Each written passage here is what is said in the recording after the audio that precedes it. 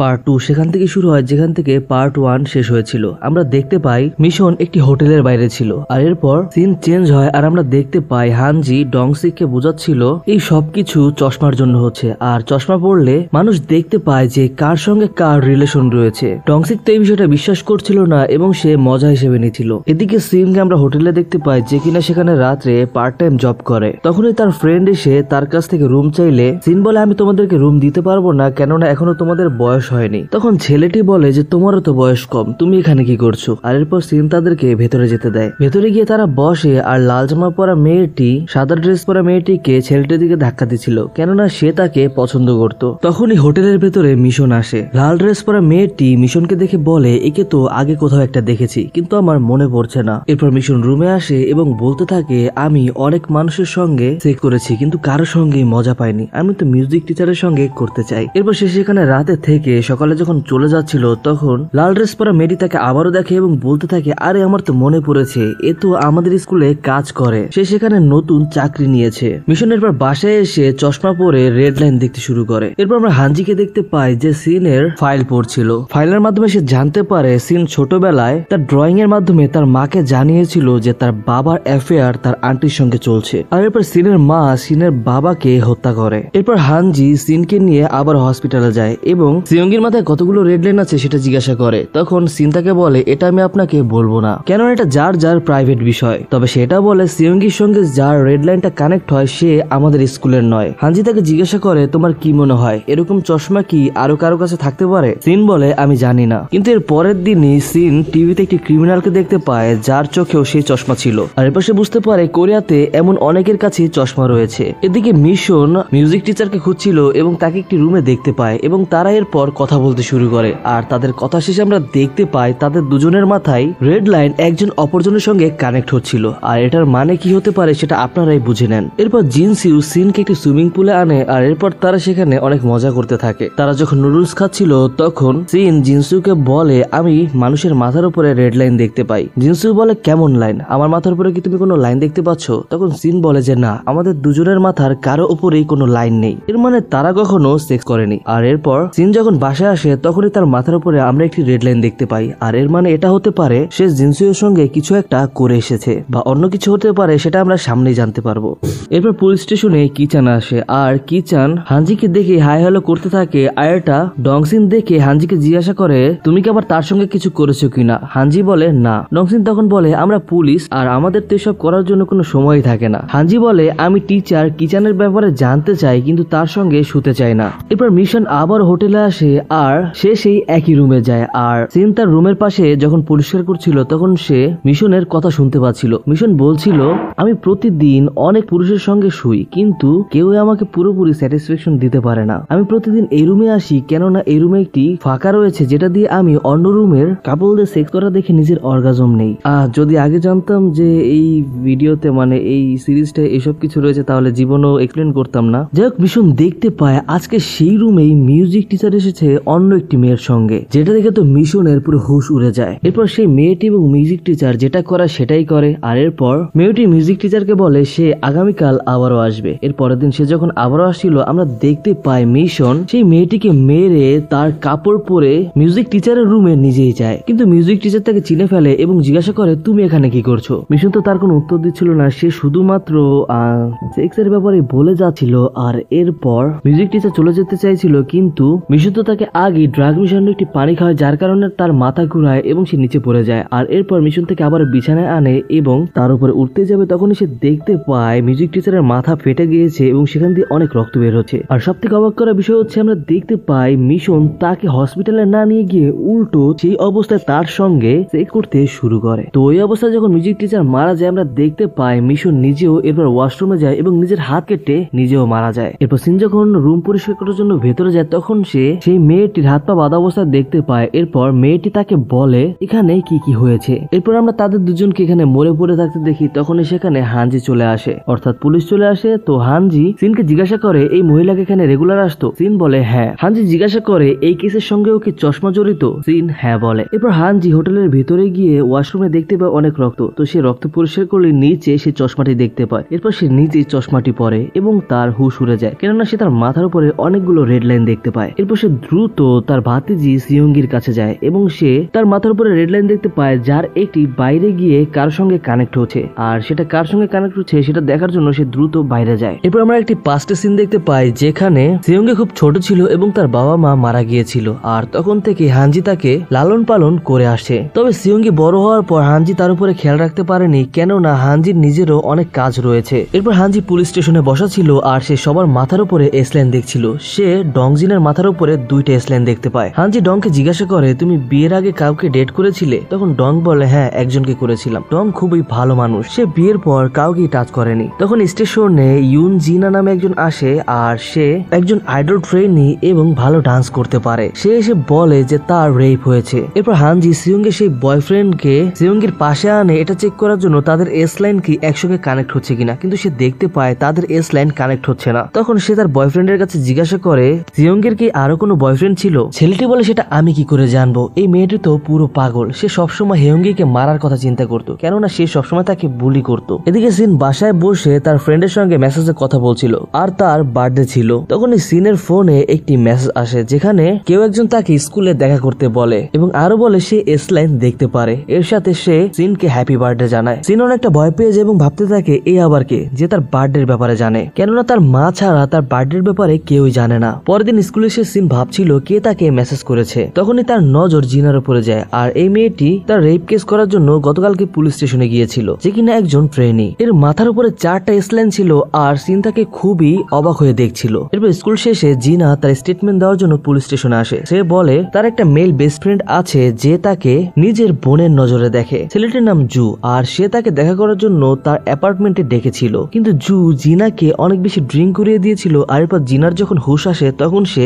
নিজের শরীরে অদ্ভুত অনুভব করতে শুরু করে। পুলিশ তাকে জিজ্ঞাসা করে, তুমি কি পুরোপুরি শিওর যে তোমার সঙ্গে খারাপ কিছু হয়েছে? জিনা হ্যাঁ বলে এবং সে বলে আমার কাপড়কে খুলেছিল এবং সে সেটা আমাকে পরিয়েও দিয়েছিল যাতে আমার সন্দেহ না হয়, কিন্তু এটা তো কমন সেন্স বা যে কোনো সাধারণ বিষয়, যদি কোনো মেয়ের সঙ্গে এমনটা করা হয় সে সহজেই বুঝতে পারবে। হানজি এবং ডংজিন এটা জানার পর তারা জুনের সঙ্গে দেখা করতে স্কুলে আসে। তখনই তাদের সামনে কিচান চলে আসে, আর কিচান হানজিকে বলে, আরে বাহ, তোমাকে তো চশমাতে অনেক বেশি সুন্দর দেখা যাচ্ছে। হানজি কিচানের কাছে জুনের ব্যাপারে জিজ্ঞাসা করে। এরপর হানজি জুয়ের সঙ্গে দেখা করলে জু বলে, আমি জিনার সঙ্গে কিছুই করিনি, জিনা আমার বোন। হানজি জিজ্ঞাসা করে, তাহলে তুমি তাকে ড্রিঙ্ক কেন করিয়েছিলে? জু বলে, আমরা পড়ালেখা করে অনেক বেশি স্ট্রেস ফিল করছিলাম, এই জন্য ড্রিঙ্ক করেছিলাম। জুন আসলে একটি কোম্পানিতে ব্যাক স্টেজ সিঙ্গার হিসেবে কাজ করে। তারপর হানজি যখন স্কুল থেকে চলে যাচ্ছিল তখন সে সিনকে দেখতে পায়। সিন তার চশমা দেখে তার কাছ থেকে নিতে চায় এবং বলে, এটা আমাকে দিয়ে দাও, এটা খুবই ডেঞ্জারাস। হানজি বলে, আমি একটি কেসে কাজ করছি যেখানে এই চশমাটি আমাকে অনেক হেল্প করবে। এরপর তারা ঝগড়া শুরু করে দিলে সেখানে কিচান চলে আসে, আর তাকে দেখে সিন সেখান থেকে চলে যায়। হানজি তখন কিচানকে বলে, চলো ডেট করি। কিচান জিজ্ঞাসা করে, কি বললে? হানজি তখন বলে, আরে কিছু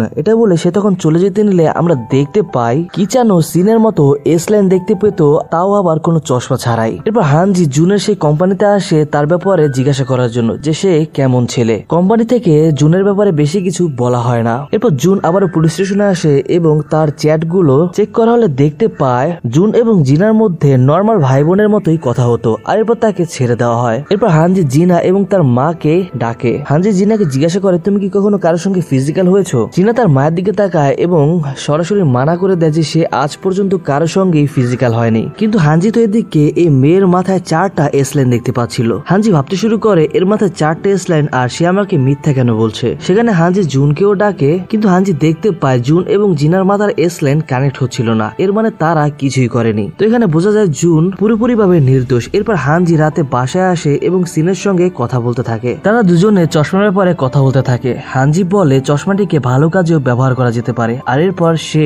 সিন এবং তার মায়ের ছবিটি সিনকে দেয় এবং বলে, আমি সবকিছুই জানি, তো অতীতে কি হয়েছে সেটার জন্য তুমি নিজেকে দোষারোপ করো না, তুমি তোমার ফ্যামিলিকে ধ্বংস করোনি। সিন হানজিকে জিজ্ঞাসা করে, তুমি কোন কেসে কাজ করছো? হানজি বলে, আমি জিনার রেপ কেসের উপরে কাজ করছি, যে তোমার ক্লাসমেট। আর এরপর আমাদেরকে পাস্টের সিন দেখানো হয় যেদিন সিন জিনাকে দেখছিল। সিন ওই দিন ভাবছিল 2 দিন আগেও তো তার মাথায় কোনো এস লাইন ছিল না, অর্থাৎ সে ভার্জিন ছিল, আর এই 2 দিনের মাথায় তার উপরে 4টে এস লাইন কোত্থেকে এলো? 2-3 দিনে কোনো মেয়ে 4 জন লোকের সঙ্গে কিভাবে করতে পারে? এখান থেকে আমরা কনফার্ম হই জিনা ফিজিক্যাল হয়েছে। এরপর হানজি এবং ডনজিন জুনের বাসায় আসে তার বাসা সার্চ করার জন্য। এদিকে সিন সেই হোটেলে যায় যেখানে সে কাজ করত এবং মিউজিক টিচার আর মিশল যেখানে মারা গিয়েছিল সেই রুমে যায়। তখনই সেখানে তার ফ্রেন্ড জিনসেও সেখানে চলে আসে এবং তাকে জিজ্ঞাসা করে, তুমি এখানে কি করছো? তো এখানে তারা হাসতে হাসতে শুরু করে এবং কথা বলতে শুরু করে, আর হঠাৎ করে তারা কিস করতেও শুরু করে। এদিকে হানজি এবং ডংজিন জুন এর বাসার নিচে সার্চ করছিল। অন্যদিকে জুনকে পুলিশ স্টেশনে জিজ্ঞাসাবাদ করা হচ্ছিল, কেননা হানজির পুরো সন্দেহ জুনের উপরে, কিন্তু জুন বলতে থাকে আমি কিছুই করিনি। উল্টো জিনা ওই দিন নিজে ড্রিঙ্কস আনতে বলেছিল, কেননা সে ড্রিঙ্কস করতে চাচ্ছিল। জিনাই আমাদেরকে দোকানে পাঠিয়েছিল, তুমি চাইলে সিসিটিভি ফুটেজ চেক করতে পারো। এরপর আমরা সিসিটিভিতে দেখতে পাই জুন এবং তার 3টা ফ্রেন্ড অর্থাৎ টোটাল 4 জন সেই স্টোর থেকে বের হয়ে অ্যাপার্টমেন্টের দিকে যাচ্ছিল। এখানে 2 জন ছেলের মাথায় কোনো এস লাইন ছিল না, এর মানে তারা ভার্জিন ছিল, আর বাকি 2 জনের মাথায় লাইন ছিল। কিন্তু তারা যখন অ্যাপার্টমেন্ট থেকে বাইরে বের হয় তখন 4 জনের মাথায় এস লাইন ছিল, অর্থাৎ তারা অ্যাপার্টমেন্টের মধ্যে কিছু একটা করেছে। আর এই কুকুরগুলো ওই মেয়েটিকে বোন বলে তাকে বোকা বানিয়ে তার সঙ্গে খারাপ কিছু করেছে। বিচারি জিনার মাথায় এখন 4টা এস লাইন, আর সে জানতেও পারে না যে তারা 4 জনই তার সঙ্গে খারাপ কিছু করেছে। আর স্কুলে আমরা দেখতে পাই সেই 3টি ছেলের মাথা থেকে এস লাইন গিয়ে জিনার মাথায় কানেক্ট হচ্ছিল, অর্থাৎ এরাই এই আকামগুলো করেছে। আর এই ছেলেগুলোর মাথায় অনেকগুলো এস লাইন ছিল, আর এর মাধ্যমে এটা বোঝা যায় হয়তো বা এই ছেলেগুলো আর অনেক মেয়ের সঙ্গে এমনটা করেছে। এরপর তাদের 3 জনকে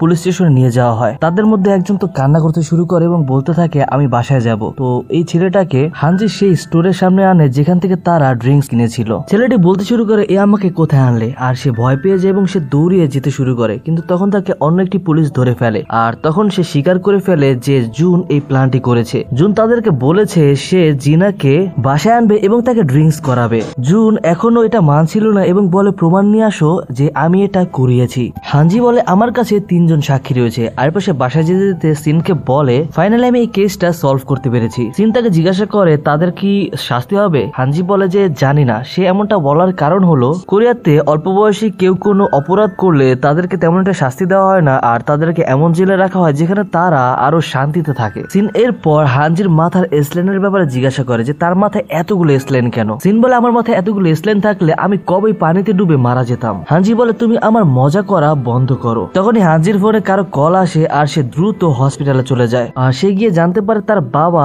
কোথাও গায়েব হয়ে গিয়েছে। আর পাশে সিসিটিভি ফুটেজ চেক করলে দেখতে পায় তার বাবাকে কোন একটা মেয়ে সেখান থেকে নিয়ে গিয়েছে। আর ভালো করে চেক করলে দেখতে পায় এটা তো টিচার সিচান। তখনই তার ফোনে সিয়ংগির একটি ভিডিও কেউ পাঠায়, আর সে দ্রুত তাকে বাঁচানোর জন্য হসপিটালে যায় এবং সে গিয়ে দেখতে পায় সিয়ংগি তো পুরোপুরি ঠিক আছে। তখনই সে দেখতে পায় সিয়ংগির এসলাইনটা কারোর সঙ্গে কানেক্ট হচ্ছে, আর তখনই তার বাবা সেখানে চলে আসে। আর সে তো পুরো অবাক হয়ে যায়, কেননা সে দেখতে পায় তার বাবার সঙ্গে সিয়ংগির এসলাইন কানেক্ট হচ্ছে, অর্থাৎ ছোটবেলা থেকে তার বাবার সঙ্গে সিয়ংগির শারীরিক সম্পর্কের ঘটনা রয়েছে। এটা দেখে তো হানজি পুরো রেগে যায় এবং তার বাবাকেই মারতে শুরু করে এবং বলতে থাকে তুই এখানে কেন এসেছিস। এরপর সিন কাট হয় আর আমাদেরকে একটি মেয়েকে দেখানো হয়। সে একটি ক্যাফেতে কাজ করে। হঠাৎ করে তার ফোনে কেউ একজন তার বয়ফ্রেন্ডের সঙ্গে কাটানো প্রাইভেট মোমেন্ট বা প্রাইভেট ভিডিও সেন্ড করে এবং তার কাছ থেকে অনেক কিছু ডিমান্ড করতে থাকে। কিন্তু মেয়েটি যখন তার ডিমান্ড পূরণ করতে পারে না, তখন পরের দিন ইউনিভার্সিটিতে তার এই ভিডিওটি পুরোপুরিভাবে পাবলিক হয়ে যায়। সে কারোর দিকে নজর দিতে পারে না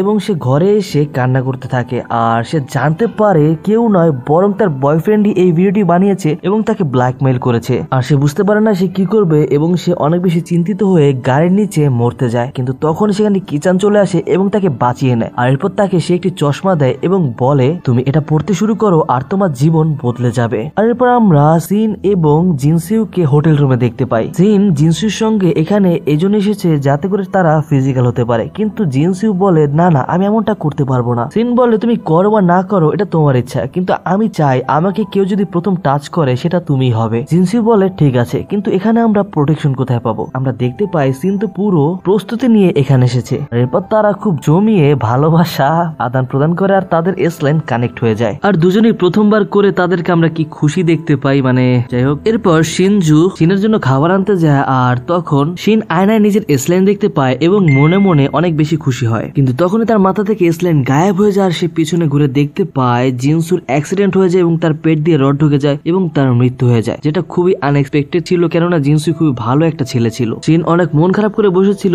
তখনই তার কাছে একটি ভিডিও আসে। সে দেখতে পায় তার একটি ফ্রেন্ডকে স্কুলে বেঁধে রেখেছে আর শিনকেও স্কুলে যেতে বলছে। এই বিষয়টা সে হানজিকে বলে এবং বলে প্রতি বার্থডেতে আমাকে কেউ গিফট পাঠাতো। আমি ভাবতাম এটা আমার মা পাঠায়, কেননা শুধুমাত্র সে আমার বার্থডের ব্যাপারে জানতো, কিন্তু আমি দেখতে পাই এটা অন্য কেউ পাঠায়। আর এরপর সে তাকে তার ফ্রেন্ডের ভিডিও দেখায়। এরপর দুজনে মিলে দ্রুত স্কুলে যায়। এরপর তারা ক্লাসের ভেতরে যায় আর আমরা দেখতে পাই শিন রুমের ভেতরে গিয়ে তার বান্ধবীকে ছাড়ায় এবং তারা বাইরে আসে। বাইরে এসে তারা হানজি হানজিকে দেখতে পায় না, কিন্তু হানজি তো সেখানেই ছিল। তারা একই স্থানে ছিল, কিন্তু হানজি তাদের দুজনকে দেখতে পারছিল না, আর এদিকে তারা দুজন হানজিকে দেখতে পাচ্ছিল না। তারা একজন অপরজনকে খোঁজাখুঁজি করতে করতে ছাদে যায়, আর আমরা দেখতে পাচ্ছিলাম তারা সবাই ছাদে ছিল, কিন্তু একজন অপরজনকে দেখতে পাচ্ছিল না। আর এখানে হানজি মূলত অন্য একটি দুনিয়ায় আটকে গিয়েছে। আর এরপর আমাদেরকে একটি অতীতের সিন দেখানো হয়, যেখানে আমরা ওই সুইসাইড করতে চাওয়া মহিলাটিকে দেখতে পাই, যাকে কিচেন একটি চশমা দিয়েছিল। মহিলাটি তাকে জিজ্ঞাসা করেছিল, এরকম অদ্ভুত চশমা আমাকে কেন দিচ্ছ?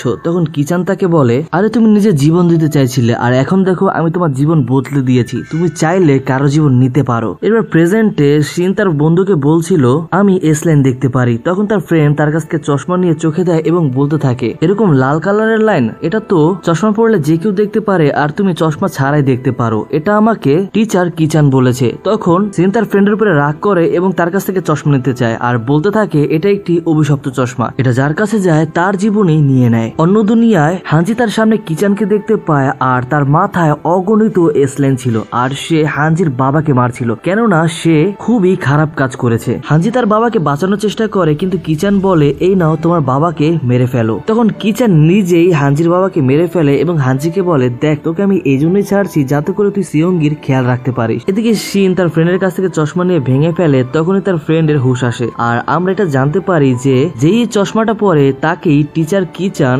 নিজের বশে নিয়ে নেয়। এরপরে শিন আকাশে উড়ে যায় এবং সে অন্য একটি দুনিয়ায় চলে যায়। তখনই গুইজিন শিনকে বলে, তুমি তোমার পুরো জীবন এটা ভেবে কাটিয়ে দিয়েছো যে তুমি একজন মানুষ, কিন্তু তুমি তোমার ভালো কাজের জন্য এই এস-লাইন দেখার সক্ষমতা পেয়েছো, আর তুমি তোমার এই এস-লাইন দেখার সক্ষমতাকে ভালো কাজে ব্যবহার করতে পারো। সিন তখন বলে, কি ভালো কাজ? এটা দেখে তো উল্টো মানুষের ক্ষতি হচ্ছে এবং আর মানুষের মৃত্যু হচ্ছে। তখনই সবাই মিলে সিনকে মারতে শুরু করে, আর এই সময় তার মা তার সামনে চলে আসে আর তার চাকু লেগে যায়। এতে করে সিনের মা মারাই যাচ্ছিল, আর সে মারা যাওয়ার আগে তার মেয়েকে বলে, তোমার বাবার মৃত্যুর পেছনে তোমার কোনো হাত নেই, কেননা তোমার ড্রয়িং দেখে আমি তোমার বাবার এস-লাইন সম্পর্কে জানতে পারিনি, বরং আমি সে চশমাটা পেয়ে গিয়েছিলাম, আর আমি চশমা পরে তোমার বাবার এস-লাইন দেখতে পেয়েছি। সে শুধুমাত্র তোমার আন্টির সাথেই না, বরং বাইরের আরো 36টা মেয়ের সঙ্গে পরকিয়া করেছে। এরপর শিন কিচানকে মারতেই যাবে, তখনই কিচান শিনের পেটে ছুরি ঢুকিয়ে দেয় এবং শিন আকাশে উঠতে থাকে এবং নিচে পড়েই সে উঠেই সাথে সাথে কিচানকে ছুরি ঢুকিয়ে দেয়। এখানে কিচান মারা তো যায়, কিন্তু সে মারা যাওয়ার আগে কিছু একটা করে যায়, যেটা আমরা পরবর্তীতে জানতে পারবো। তো কিচান মারা যাওয়ার পরে সবার হুশ চলে আসে এবং যে যার যার মতো ভাগতে শুরু করে, আর আমরা দেখতে পাই এই সব কিছু স্কুলের ছাদে হচ্ছিল। এরপর হানজি তার চশমা উঠে ভাগতে শুরু করে, কিন্তু সিন তাকে আটকে দেয়, আর এরপরেই সেটা হয় যেটা কিচান মারা যাওয়ার আগে করে গিয়েছিল।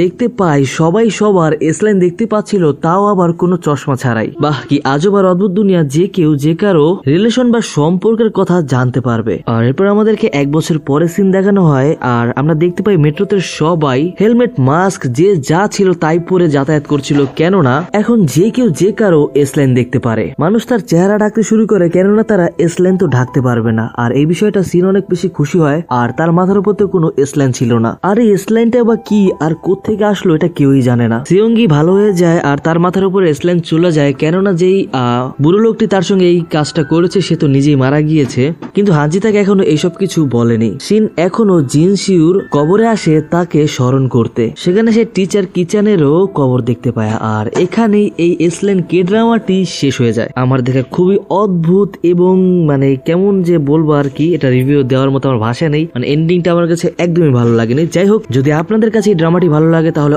অবশ্যই ভিডিওটিকে লাইক করে দিবেন, চ্যানেলটিকে সাবস্ক্রাইব করে দিবেন, যাতে করে নতুন ড্রামার এক্সপ্লেনেশন এখানে পেয়ে যান। আর খুব শীঘ্রই দেখা হবে নতুন কোনো ভিডিও নিয়ে। ও আরো একটি কথা, ডেসক্রিপশন বক্স এবং পিন কমেন্টে আমার ফেসবুক আইডি, ফেসবুক পেজ এবং বিভিন্ন গ্রুপের লিঙ্ক দেওয়া আছে, আপনারা চাইলে জয়েন হয়ে নিতে পারেন। তো যাই হোক, আমি ফাত আজকের মতো বিদায় নিচ্ছি। খুব শীঘ্রই দেখা হবে নতুন কোনো ড্রামা নিয়ে। ততক্ষণ পর্যন্ত সবাই সুস্থ থাকবেন, ভালো থাকবেন, টেক কেয়ার, আল্লাহ হাফেজ।